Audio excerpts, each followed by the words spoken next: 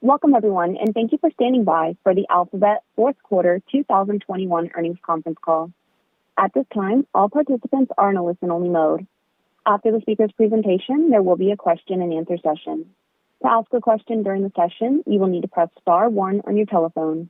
If you require any further assistance, please press star 0. I'd now like to hand the conference over to your speaker today, Jim Friedland, Director of Investor Relations. Please go ahead. Thank you. Good afternoon, everyone, and welcome to Alphabet's fourth quarter 2021 earnings conference call. With us today are Sundar Pichai, Philipp Schindler, and Ruth Porat. Now, I'll quickly cover the safe harbor. Some of the statements that we make today regarding our business, operations, and financial performance, including the effect of the COVID-19 pandemic on those areas, may be considered forward-looking, and such statements involve a number of risks and uncertainties that could cause actual results to differ materially.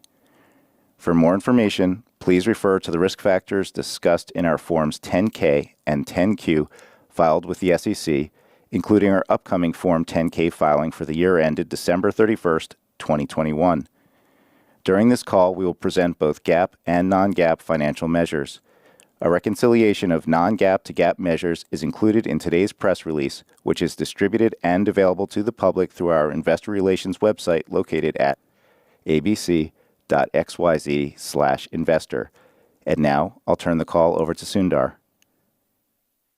Thank you, Jim, and Happy New Year, everyone. The last few months have been challenging for communities everywhere because of Omicron. I'm grateful for the frontline healthcare workers who are helping us through it, and glad to see signs that this wave is receding in many parts of the world. Whether it's helping people find a COVID testing center, learn a new skill, or launch a new business, our mission to organize the world's information and make it universally accessible and useful is as relevant today as it's ever been.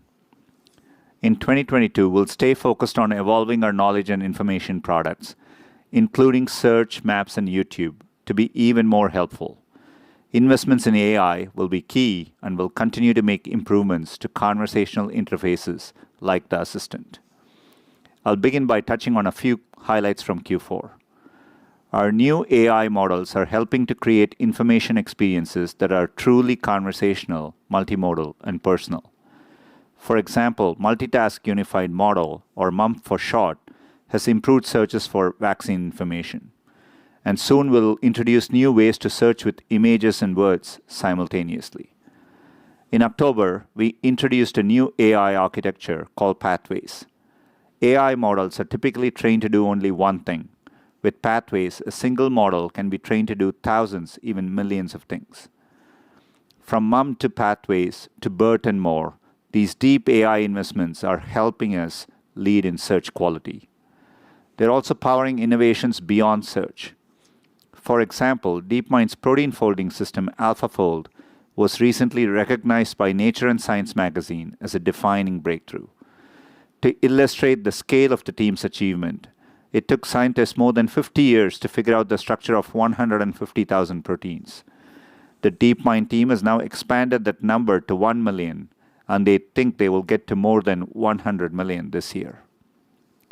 Philipp will talk in great detail about our advertising business, which also benefits from our investments in AI. It's been a very strong quarter for ads. Our teams have helped millions of businesses of all sizes and launched dozens of important features to help them get the most out of their online marketing spend. These businesses are the backbone of our global economy and the heart of our community, so helping them thrive is more important than ever. We are also seeing exciting momentum at YouTube. YouTube Shorts continues to drive significant engagement. We just hit 5 trillion all-time views and have over 15 billion views each day globally. This is helping our creator community reach newer and bigger audiences. In fact, more people are creating content on YouTube than ever before. Last year, the number of YouTube channels that made at least $10,000 in revenue was up more than 40% year over year. And we are continuing to improve support for artists and creators. More creators than ever are earning money from our non-ads products like Super Chat and channel memberships. And the Shorts Fund is now available in more than 100 countries.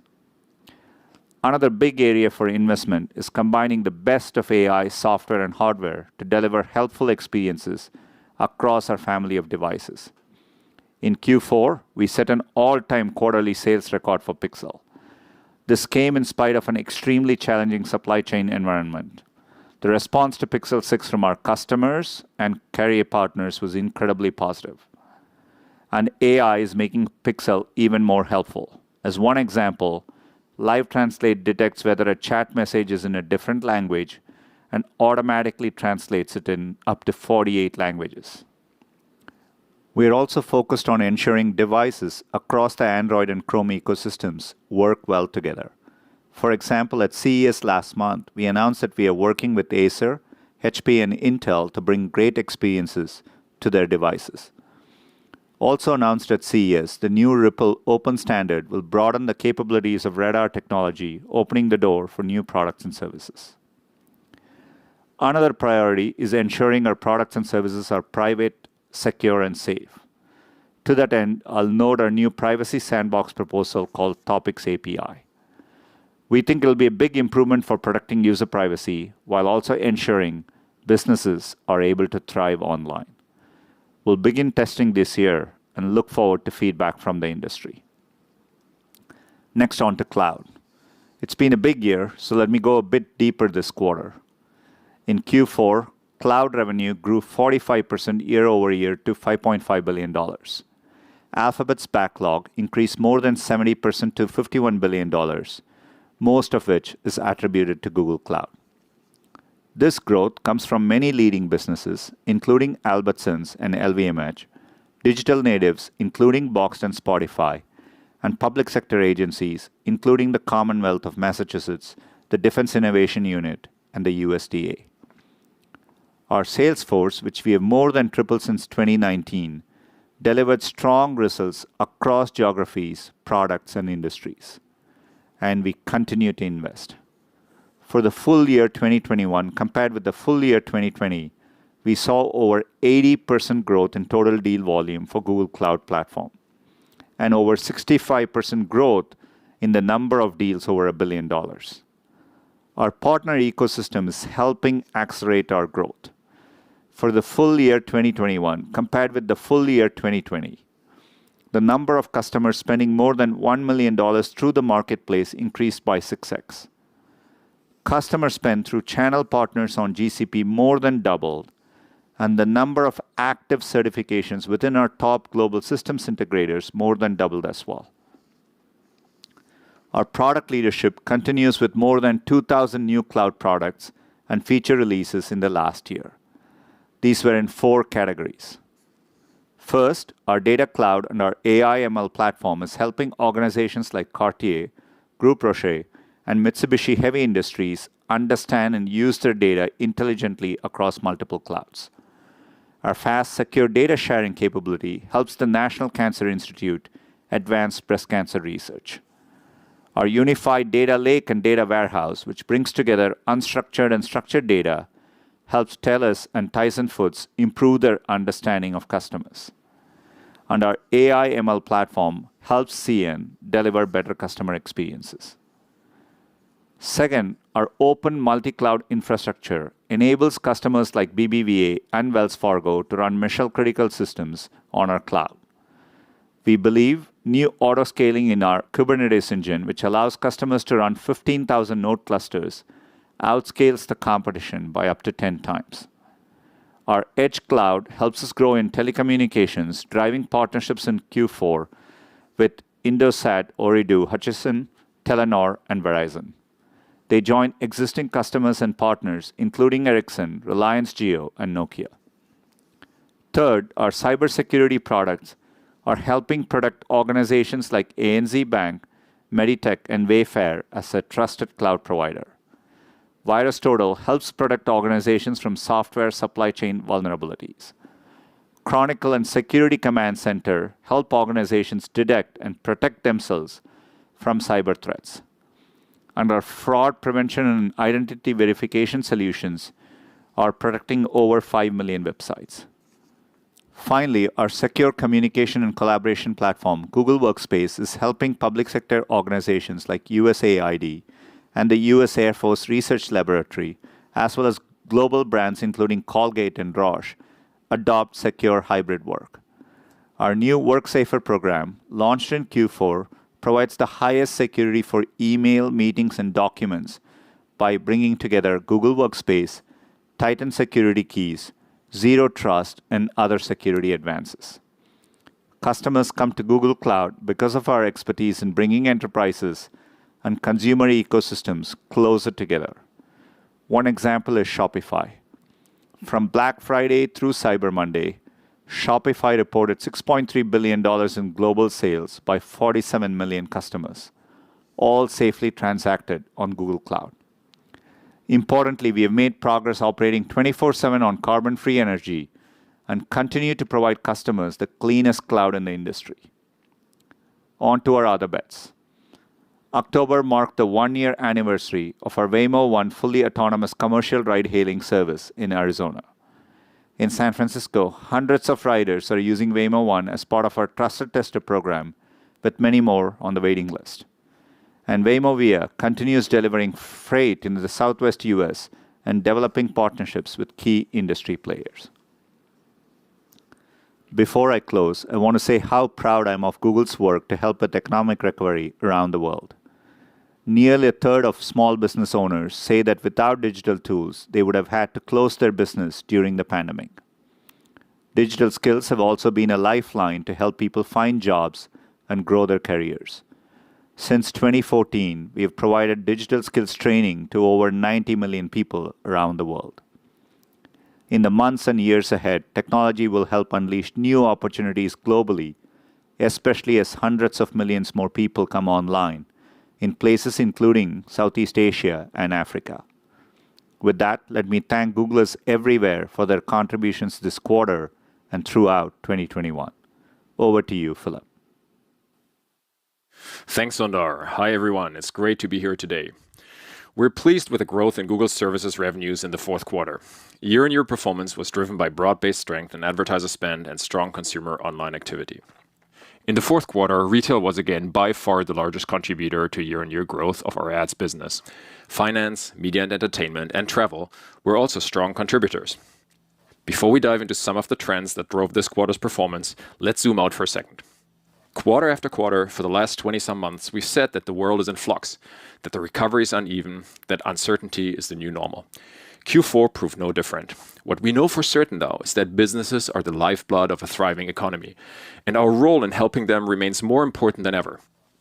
AI continues to power our ability to help via insights, new tools, and automation. In fact, the same cutting-edge AI that's advancing our understanding of everything from search to protein folding is also driving innovation across our ads products. Let's start with automation. It's become a key differentiator for businesses in navigating complexity and efficiently reaching customers, wherever they are, in a privacy-first way.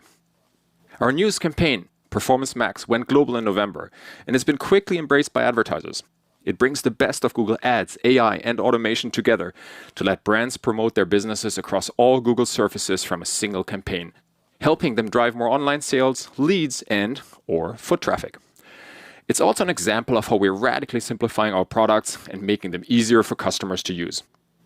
French children's wear retailer Petit Bateau tested PMax over a 3-week period. Return on ad spend jumped 35%, click-through rates increased 40%, and valuable insights were gleaned into what messaging resonated most. We've also evolved our insights tools. 4 new features launched in Q4, including demand forecasts, which uses ML to help businesses predict forward-looking trends and better understand what goods to stock and what services to offer when. Whether it's insights, automation, or new features, our work to help businesses more easily connect with their customers has been non-stop. On top of the 100+ enhancements made to our ads products every quarter, we've launched 200+ features and tools since March 2020. A recent example, we made it easier for businesses to claim and verify their business profile on Google Search and Maps, and respond to customer messages directly in Search. In Germany, completed business profiles receive an average of over 5 times more calls versus those that aren't. For an SMB, that can be really meaningful. Let's transition to retail, where we had a terrific quarter. Since the beginning of the pandemic, we've seen ongoing shifts in consumer spending patterns. Pre-COVID, each year we saw increased spikes in demand between Black Friday and Cyber Monday. What's interesting is that in 2020 and again in 2021, we actually saw shoppers start shopping earlier and spending more throughout the quarter. In Q4, we also saw apparel lead year-over-year retail query growth, with hobbies and leisure a close second. I've said it before, I'll say it again. The future of retail is omnichannel. And we continue to invest in new features and next-gen experiences so merchants and shoppers can benefit.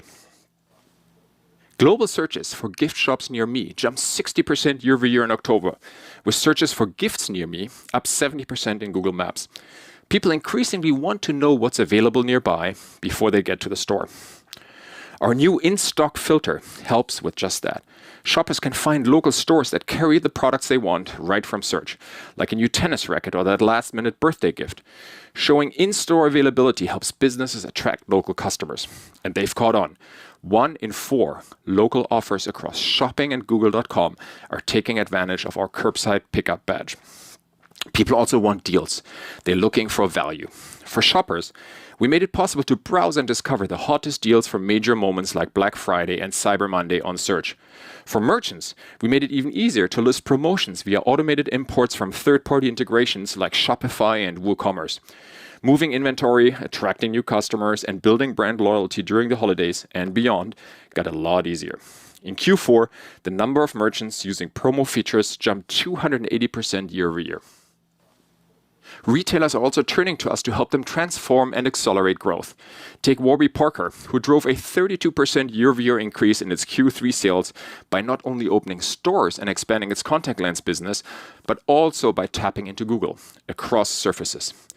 Omnichannel bidding, smart shopping campaigns, and an expanded presence in Maps to promote in-store eye exams contributed to Warby's success. And it's since launched its first ever brand awareness campaign on YouTube. Which brings me to YouTube, where our commerce opportunity remains really exciting. We're making it easier for viewers to buy what they see and simplify advertisers to drive action with innovative solutions like product feeds and video action campaigns and emerging formats like live commerce. Backcountry.com generated a 12-to-1 return on ad spend with product feeds in 2021 and plans to double its investment in 2022, while Samsung, Walmart, and Verizon partnered with creators to host shoppable holiday live stream events in the US. As for our brand business, momentum remains strong. We continue to make inroads in unlocking TV brand budgets, and we're still in the early innings of what's possible with connected TV. Let's take a minute to double-click into the full funnel trend I talked about last quarter. YouTube's ability to drive both massive reach and action is becoming more clear to more advertisers. In a recent study, DR advertisers who added YouTube branding formats not only drove increased reach, but also averaged 9% more conversions. At the same time, we see more brand advertisers adding action, like Nike Korea, which saw higher conversion rates and drove 50% plus incremental reach by adding video action. Another huge focus for us is continuing to deliver for our partners and key ecosystems, all while delighting users. Our expanded partnership with Snap to deliver a first-of-its-kind quick tap-to-snap feature is a great example. On Pixel 4a with 5G or newer Pixel phones, users can access Snapchat directly from their lock screen, making Pixel the fastest phone to make a snap. Then, across our Pixel and AR teams, we're working with the NBA to create exciting, immersive experiences for fans using 3D and AR technology. And the delighting doesn't stop there. With Adobe, we're collaborating on a multi-year journey to bring Photoshop, Illustrator, and its other flagship products to the web, a testament to the web as a first-class platform for creativity and productivity. As we close out another extraordinary and challenging year, I want to express deep gratitude to our customers and partners for their trust and collaboration. Our success is only possible because of their success. I also want to say a gigantic thank you to our product, engineering, partnerships, sales, and many support teams for their outstanding work and unwavering commitment to helping our users, customers, and partners. Ruth, over to you. Thank you, Philip. We are very pleased with our performance in the fourth quarter and for the full year, which reflected broad-based strength in advertiser spend and strong consumer online activity, as well as substantial ongoing revenue growth from Google Cloud. My comments will be on year-over-year comparisons for the fourth quarter unless I state otherwise. We will start with results at the Alphabet level, followed by segment results, and conclude with our outlook. For the fourth quarter, our consolidated revenues were $75.3 billion, up 32% or up 33% in constant currency, rounding out a strong year. Our total cost of revenues was $33 billion, up 26%, primarily driven by other cost of revenues, which was $19.6 billion, up 25%. The biggest factors here were first, content acquisition costs, primarily driven by costs for YouTube's advertising-supported content, followed by costs for subscription content. Second, hardware costs.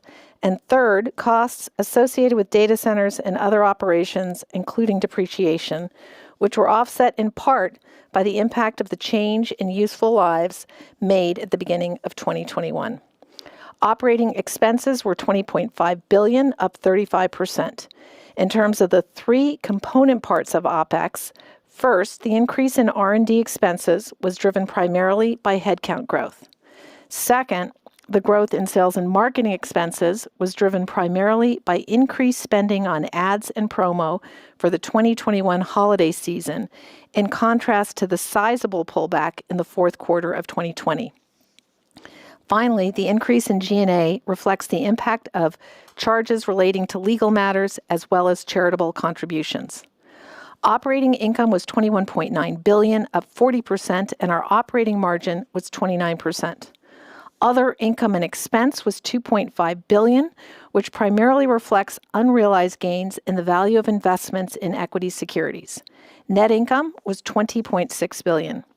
We continue to generate strong free cash flow, with $18.6 billion in the quarter and $67 billion in 2021. We ended the year with $140 billion in cash and marketable securities. We also repurchased a total of $50 billion of our shares in 2021. Let me now turn to our segment financial results. Starting with our Google Services segment.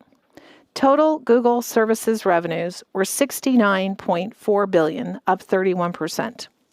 Google Search and other advertising revenues of $43.3 billion in the quarter were up 36%, with broad-based strength across our business, led again by strong growth in retail.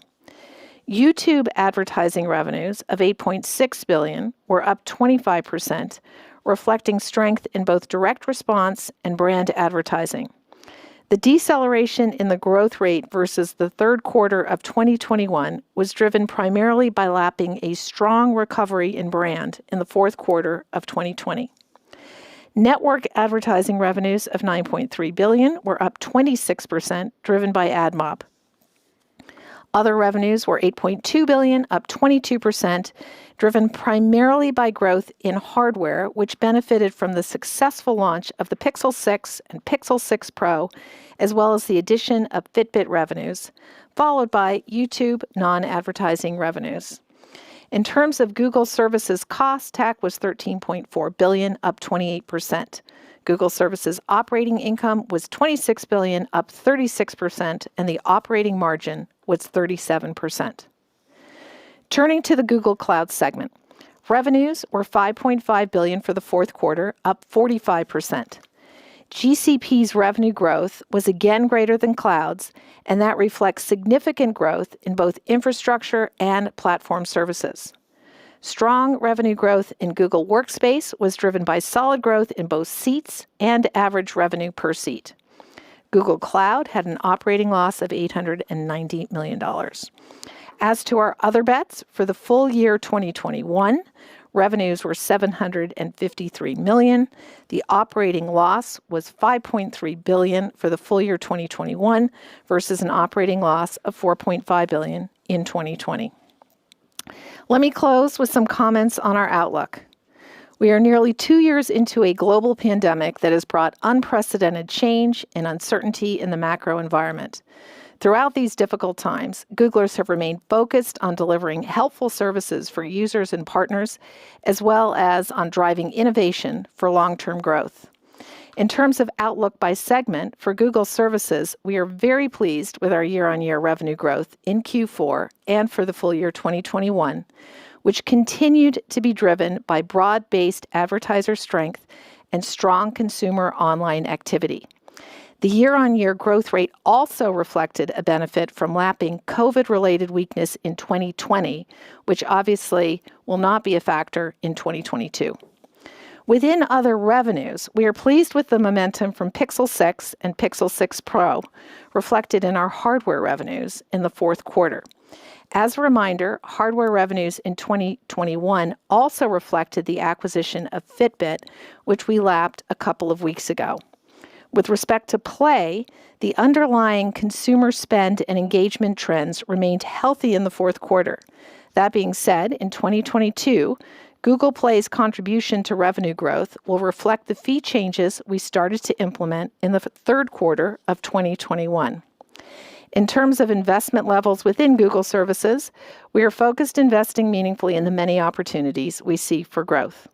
Turning to Google Cloud, 2021 represented another year of substantial growth. Our investments in our go-to-market organization, product innovation, and partner ecosystem have been paying off as we help customers with their digital transformation. You can see that Google Cloud revenues increased by 47% for the full year 2021 compared to 2020, with GCP revenues continuing to grow at a faster rate than cloud overall. While cloud operating loss and operating margin improved in 2021, we plan to continue to invest aggressively in cloud given the sizable market opportunity we see. We do remain focused on the longer-term path to profitability, and over time, operating loss and operating margin should benefit from increased scale. At the Alphabet level, in the first quarter, based on current spot rates, we expect the foreign exchange impact on reported revenues to be a headwind. With respect to Alphabet headcount, we added nearly 6,500 people in the fourth quarter, and the majority of hires were for technical roles. We continue to attract great talent and expect a strong pace of hiring in 2022 across Alphabet. Turning to CapEx, the results in the fourth quarter primarily reflect ongoing investment in our technical infrastructure, most notably in servers, to support ongoing growth in both Google Services and Google Cloud. We also increased the pace of investment in fit-outs and ground-up construction of office facilities. In 2022, we expect a meaningful increase in CapEx. In technical infrastructure, servers will again be the largest driver of spend. With respect to office facilities, after fairly muted CapEx over the past 2 years, we are re-accelerating investment in fit-outs and ground-up construction. Recently, you have also seen us pursue real estate acquisitions where they make sense. For example, last month, we announced plans to purchase for $1 billion a previously leased headquarters building in London. And in the first quarter, we have completed the $2.1 billion purchase of a New York office building that we announced in the third quarter of 2021. Thank you. And now Sundar, Philip, and I will take your questions. Thank you. As a reminder, to ask a question, you will need to press star 1 on your telephone. To withdraw your question, please press the pound key. To prevent any background noise, we ask that you please mute your line once your question has been stated. And our first question comes from the line of Doug Anmuth from JP Morgan. Your line is now open. Thanks for taking the questions. One for Sundar and one for Ruth. Sundar, first, was just curious to get your view on Web3 and just how you're thinking about Alphabet's approach and where your primary efforts here may lie going forward.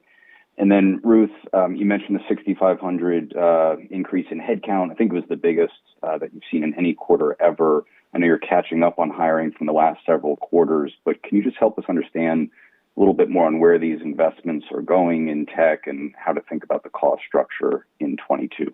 Thanks. Thanks. Look, I'm anytime there is innovation, I find it exciting, and I think it is something we want to support the best we can. The web has always evolved, and it's going to continue to evolve. And as Google, we have benefited tremendously from open source technologies, and so we do plan to contribute there. There's several areas of interest. AR is a big one at the computing layer. We've been investing there for a long time, and will continue to play a role. And It's something both not just at the computing layer, the services layer, be it Maps, YouTube, Google Meet, etc. I think will contribute a lot. On Web3, we are definitely looking at blockchain and such an interesting and powerful technology with broad applications. So much broader, again, than any one application. So as a company, we are looking at how we might contribute to the ecosystem and add value. Just one example, our cloud team is looking at how they can support our customers' needs in building, transacting, storing value, and deploying new products on blockchain-based platforms. So we'll definitely be watching the space closely and supporting it where we can. Overall, I think technology will continue to evolve and innovate, and we want to be pro-innovation and approach it that way. And in terms of headcount, we do continue to be a magnet for great talent. The number of applications is up year on year, and as I said, as you noted, we added almost 6,500 people in the fourth quarter. We do expect the strong pace to continue, and it really goes to comments from Sundar, from Philip, and from me. We're excited about the opportunities ahead of us, and in particular, Google Services, Google Cloud. We're adding. We intend to ensure we have the scale that we need to execute well. And so we're continuing to hire. As I said, the majority were, again, in technical roles, and really pleased with the opportunities we see ahead. Thank you. Thank you. And our next question comes from Eric Sheridan from Goldman Sachs. Your line is now open. Thanks so much. Maybe two questions if I can. First, following up on Doug's question, Susan's been writing a fair bit on YouTube and the way it's exposed to the creator economy and what you're trying to build for the medium to long term. Can you talk about elements of the creator economy and how it sort of fits into your products, both on the advertising side and the commerce side over the medium to long term? And then, Ruth, maybe just one follow-up on the expense side. Was there anything of a one-time nature in Q4? Because just looking at some of the corporate expense or some of the elements of the core margin, just trying to make sure if there were any one-timers that needed to be called out, because I think you talked about legal and charitable donations as well, just so we could model that right. Thank you. On YouTube, look, one of the YouTube from day one, it's been very focused on making sure we can support creators well. It's been a big part. And even recently, if I mentioned in my remarks earlier about the growth we are seeing, not just in ads, but beyond ads with Super Chat, channel memberships, and so on.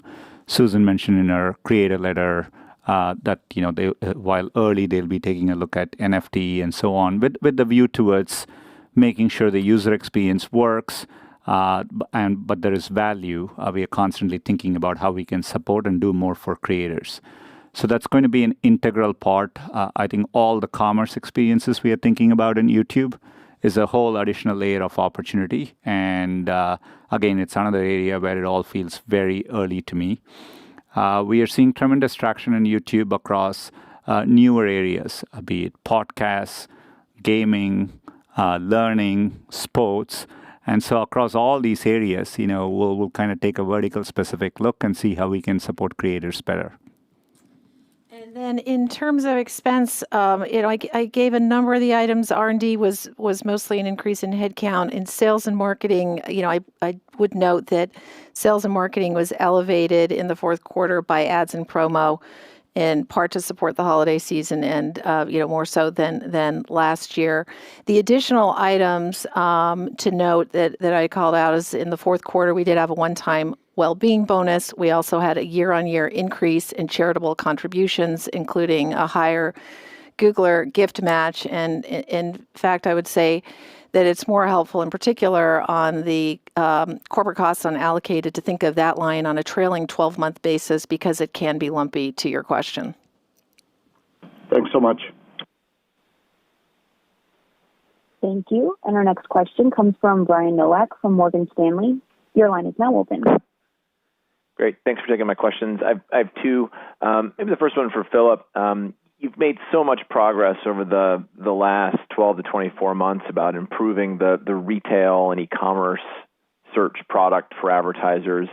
As you look across the other verticals of search, where are you most excited or see the most opportunity for innovation to really drive more value for advertisers in non-retail verticals as we go into 2022?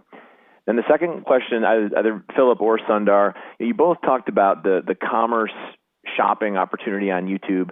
Can you just sort of talk to us a little bit about what aspects are already built out versus what areas of innovation or hurdles you still have to clear to really realize that commerce opportunity on YouTube? Thanks. Yeah, thank you so much for your question. Look, consumers now have a lot of different ways to access information and more than they've ever had before. And search is just one of them. But we're constantly trying to innovate and improve the experience for both users and advertisers over the long term. And as I've discussed previously, I can share some of the questions we actually ask ourselves to give you a sense of how we think about the opportunity. So the first one, obviously, are we the best place users turn when they need information or want to discover and be inspired? So think like queries and discover.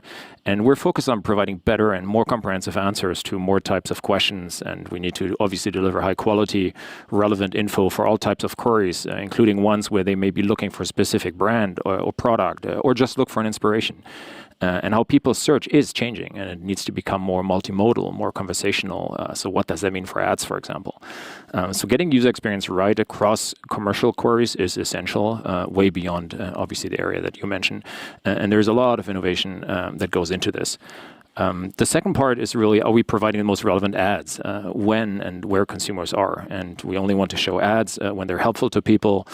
On 80% of the searches, actually, we show no top ads, and most of the ads that you see are on searches with commercial intent. And we're for those with commercial interest, the question is really how do we provide the best answer in a way that's meaningful to users and where advertisers actually have something relevant to offer. And then the third point is really the questions around, and this goes again for the vertical you mentioned, but for many, many beyond. Are we delivering the most conversions for advertisers at the best ROI? And there's a lot of intelligence in our auction to deliver great ROI for advertisers, but there's always more we can do. And we're delivering, or are we delivering the most relevant users by leveraging our users' signals? Are we building the best creatives by combining advertisers' assets in ways that make it compelling for user?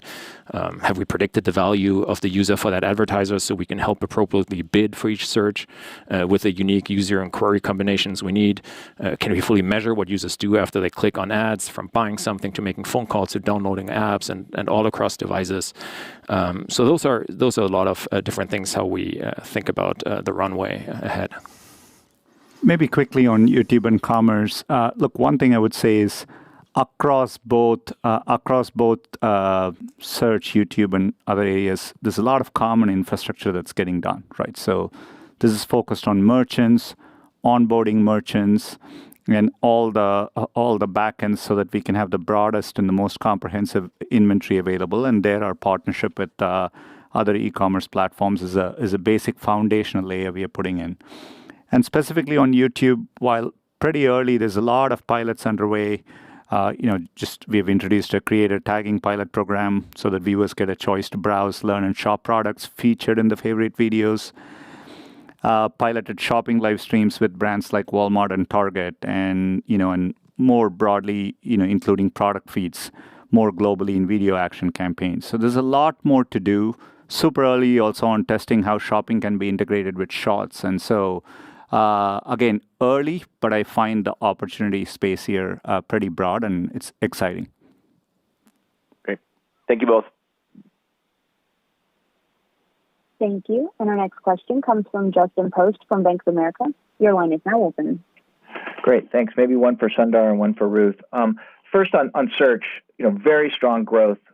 Just maybe you could help us understand where you are in kind of the AI cycle of improvements there. There's still a lot of room to go there. You have highlighted in several earnings reports. And second, is there any fundamental reason why search could be higher growth today than it was pre-pandemic? And then over to Ruth. Cloud had impressive growth. I'm assuming the infrastructure layer is highest in the sector, and it grew 500 million plus quarter over quarter. But margins did come down. And so just kind of understanding what drove that, and then what it's going to take to really show good leverage there. Thank you. On the first spot, we obviously, are investing deeply in AI R&D across both Google AI and DeepMind,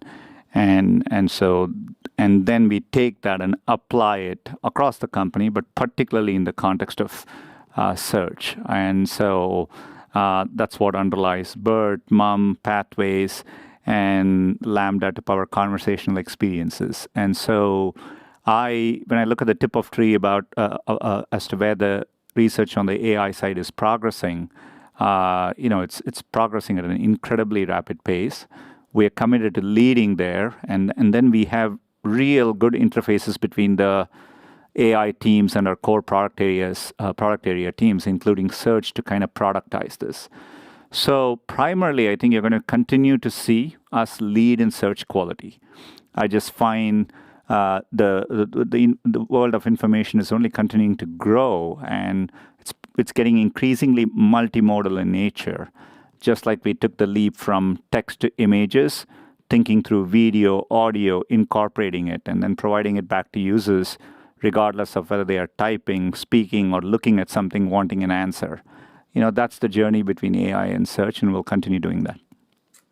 And in terms of cloud, if we step back, the comments that both Sundar and I made, overall, we're very pleased with the ongoing progress in the business, and that's reflected in the revenue growth, as you noted, our backlog, the breadth of customer wins, the industry verticals. Our view is that we're in an extraordinary time to help customers digitally transform their businesses, and the key thing is we believe it remains very early innings. So as a result, our focus remains on revenue growth and investing as needed. As we're looking over the long term, we're continuing to invest aggressively, and it's in our go-to-market capabilities, it's our products, it's our infrastructure. We do remain focused on the longer-term path to profitability, but we are continuing to invest here as we're seeing, early innings, and pleased with the ongoing progress. Right, thank you. Thank you. And our next question comes from Mark Mahaney from Evercore ISI. Your line is now open. Okay, I'll try two questions. I just want to follow up on Justin's question about search growing faster than pre-pandemic. I think, Philip, you talked about a couple of areas within search, and retail was at the front of the list. I think you mentioned a few other categories. Travel was always a big category. Do you feel like travel has come back full, or is it travel still sort of underperforming for macro reasons versus where it was pre-COVID? And then, Ruth, just on the share repurchases, I think that was a record level in the quarter. How should we think about these share repurchases going forwards? To what extent is it opportunistic versus, systematic or systemic way you think about returning cash to shareholders as every year your free cash flow rises? Thank you. Yeah, thank you. Look, I said earlier that travel was a contributor to our year-on-year ads growth in Q4. And we were encouraged by the performance we saw throughout much of the quarter, but we found that user behavior tends to reflect what's going on in the world. And demand really continues to vary based on location and type of activity. And this has been more pronounced in light of Omicron. We've seen changes in traveler search behavior as preferences have evolved. Searches for outdoor destinations like beaches, parks, and camping have increased, while searches for museums, for example, have declined. Overall, I think it's fair to say that travel has generally been sensitive to outbreaks and that there's still unevenness that makes it too soon to say what trends are here to stay and which pre-pandemic habits are coming back. That said, as people think about where they want to go next, they're coming to us to help them navigate a patchwork of information. In fact, from the end of August to the end of October, searches for travel rules were up over 6 times globally year over year. And we've launched a ton of new features to make it easier for people to understand changing travel restrictions and requirements. And similarly for travel partners, we've pivoted our product strategy in big ways to help, whether it's with Flight Demand Explorer and Travel Insights to help partners predict demand, or we're making it free for hotel and travel companies and now tour and activity operators to list their booking links. And I'm sure you also saw our big sustainability news in October, new info on CO2 and Google Flights, eco-friendly hotels, new eco-friendly routes and maps. So lots of important work is being done here actually to help our users and businesses drive more sustainable choices and just overall help our travel partners and the industry at large. In terms of the share repurchase, as we've talked about on prior calls, we do view the share repurchase program as valuable and are pleased that we were able to increase the authorization to $50 billion, last year.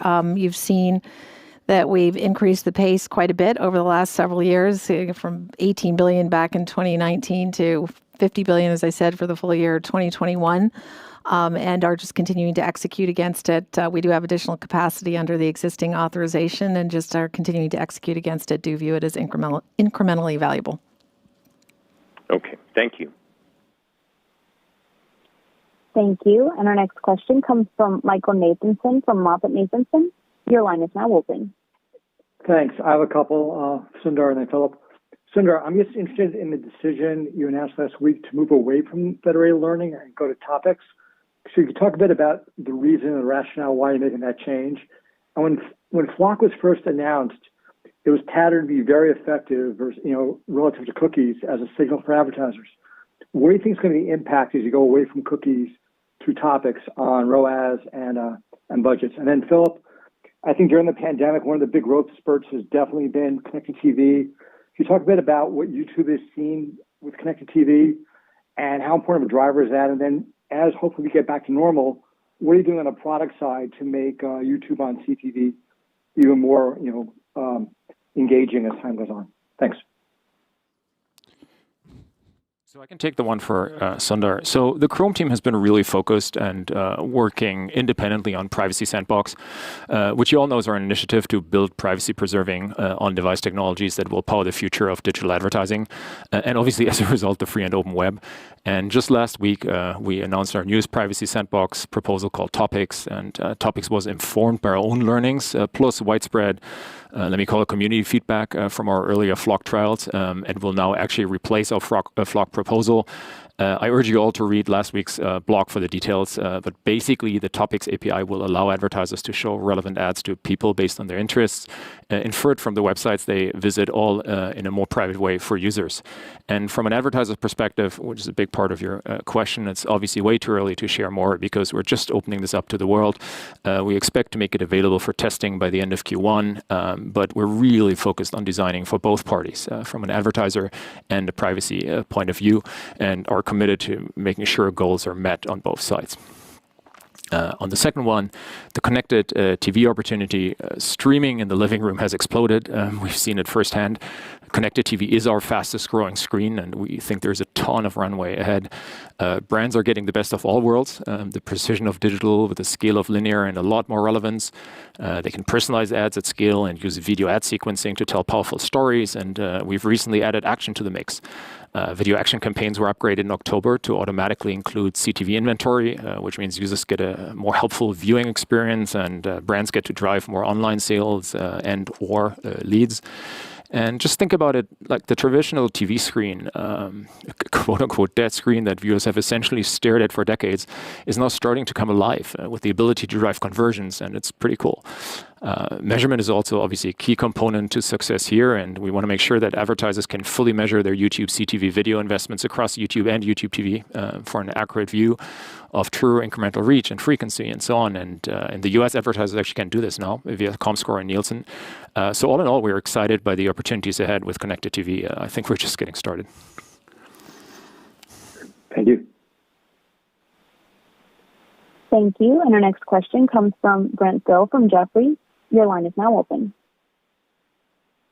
Ruth, it sounds like there was a good Q4 ad flush, the concept of spend it if you got it. And I'm just curious about seasonality this year and if you expect the year to be more back-end loaded, or do you feel like it's a little more balanced as we go through this year? So overall, we did see strength as we're going, through the year. As I indicated, there was broad-based advertiser strength. There was strong consumer online activity, and those were really the primary drivers. I think, the one place that comment might be more relevant is really in understanding the year-on-year within YouTube relative to last year, where there was strength this year relative to, there was real strength this year, but what we saw last year was more in line with, I think, your question, which was after a weak beginning of the year, a very strong fourth quarter. Last year, we were lapping that very strong quarter last year. And so that explains some of the year-on-year growth comparisons. But overall, the key driver was the backdrop of broad-based advertiser support and spending. Thanks. Thank you. And our next question comes from Dan Salmon from BMO Capital Markets, your line is now open. Great. Good afternoon, everyone. I have two questions for Sundar. First, Sundar, you mentioned that investment in artificial intelligence has helped the ads business significantly. What are the 2 to 3 ways that you think AI has helped your advertisers and thus your ad revenue growth the most? And then second, we've seen a variety of new bills introduced in the U.S. Congress recently that seem to take aim squarely at large technology companies like Alphabet. What do you think that these bills have right, and what do you think that they have wrong? Thank you. So, two things. On AI and advertising, I'll after I answer the second part, pass it to Philip to give more details. But definitely, again, the overarching thing is the same AI advancements. We want to make it simpler for advertisers to run campaigns, and there's a lot that goes behind it to drive that simplicity. And Philip can give a bit more details there. On your question about congressional antitrust bills, as a company, we have always been constructive in how we have approached, and we are open to sensible, updated regulations. It's important that technology is beneficial to society, and so, for example, there are many areas where there is widespread agreement. We have called for privacy regulations, particularly at the federal level, updating protections for children, and so on. On some of the current proposals, they quite don't address those issues. There are areas where we are genuinely concerned that they could break a wide range of popular services we offer to our users, all the work we do to make them make our products safe, private, secure, etc., and in some cases can hurt American competitiveness by disadvantaging solely U.S. companies. So, broadly, when we think about building many features, do we have to think on each feature? We ship 3,000 features in search alone every year.